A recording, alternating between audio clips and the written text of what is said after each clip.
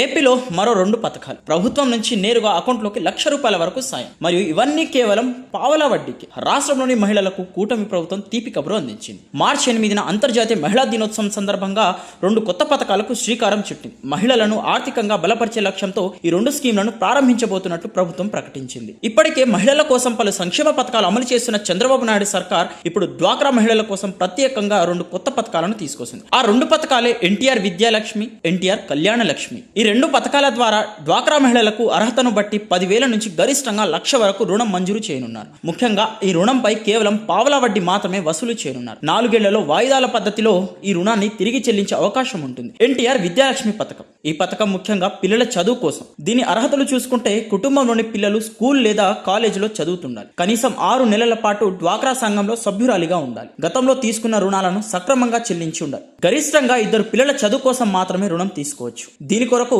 Admission documents, fee రసీదులు సమర్పించాల్సి ఉంటుంది. ముఖ్యంగా రుణం తీసుకున్న తర్వాత ఆ సభ్యురాలు మరణిస్తే ఆ అప్పును మాఫీ చేసే ప్రత్యేక నిబంధన కూడా ఉంటుంది. ఎన్టీఆర్ కళ్యాణ లక్ష్మి పథకం. ఈ పథకం కుటుంబంలోని కుమార్తెల పెళ్లిల ఖర్చుల కోసం. గరిష్టంగా ₹1,00,000 వరకు లోన్ తీసుకోవచ్చు. పెళ్లి శుభలేఖ, ఖర్చు అంచనాల వివరాలు సమర్పించాల్సి ఉంటుంది. అధికారుల పరిశీలన తర్వాత బ్యాంక్ ద్వారా రుణం మంజూరు అవుతుంది. నేరుగా మహిళల అకౌంట్లో డబ్బు జమ అవుతుంది. డ్వాక్రా మహిళలు పిల్లల చదువు, పెళ్లి ఖర్చుల కోసం అధిక వడ్డీకి అప్పులు తీసుకోకుండా ప్రభుత్వం ద్వారా తక్కువ వడ్డీకి ఆర్థిక సాయం పొందేలా చేయడం ఈ పథకాల ఉద్దేశం. మార్చి 8న అధికారికంగా ఈ పథకాలు ప్రారంభం కానున్నాయి. మరిన్ని అప్డేట్స్ కోసం మా ఛానల్ను సబ్స్క్రైబ్ చేసుకోండి.